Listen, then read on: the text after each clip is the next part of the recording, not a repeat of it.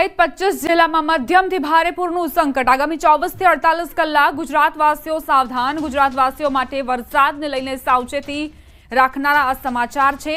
અનુમાન પ્રમાણે દક્ષિણ ગુજરાતમાં પહોંચેલું વેલમાર્ક લો પ્રેશર હવે થોડા કલાકમાં જ ગુજરાત સુધી પહોંચશે।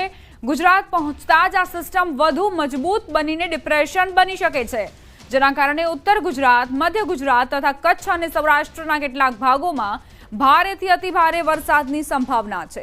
અને જો આ પ્રમાણે જ સ્થિતિ રહે તો આ સિસ્ટમ ચાલુ ચોમાસાની સૌથી શક્તિશાળી સિસ્ટમ સાબિત થઈ શકે છે।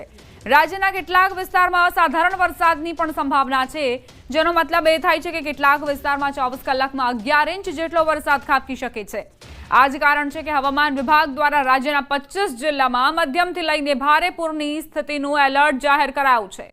સિસ્ટમ જે છે દક્ષિણ ગુજરાતમાં પહોંચી ચૂકી છે અને એ સિસ્ટમ આખા ગુજરાતને આગામી દિવસોમાં ધમરોળશે તેવી જાણકારી પ્રાપ્ત થઈ છે।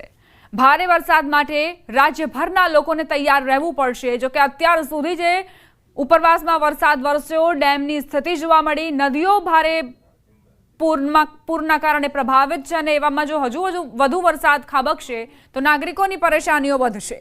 રાજ્યભરમાં સાર્વત્રિક વરસાદ વરસી રહ્યો છે। આ ઉપરાંત ઉપરવાસમાં પણ ધોધમાર વરસાદ ખાબકતા રાજ્યના ડેમ ઓવરફ્લો થઈ રહ્યા છે। નર્મદા ડેમમાં ધસમસતા પાણી આવતા દરવાજા ખોલાયા। આ તરફ રાજ્યના અન્ય ડેમ પણ ઓવરફ્લો થયા છે। ધરોઈ, કડાણા, વાસણા બેરેજ અને મધુબન ડેમના દરવાજા ખોલાયા। ડેમના દરવાજા ખોલાતા નીચાણવાળા વિસ્તારોને સાવધાન કરાયા છે।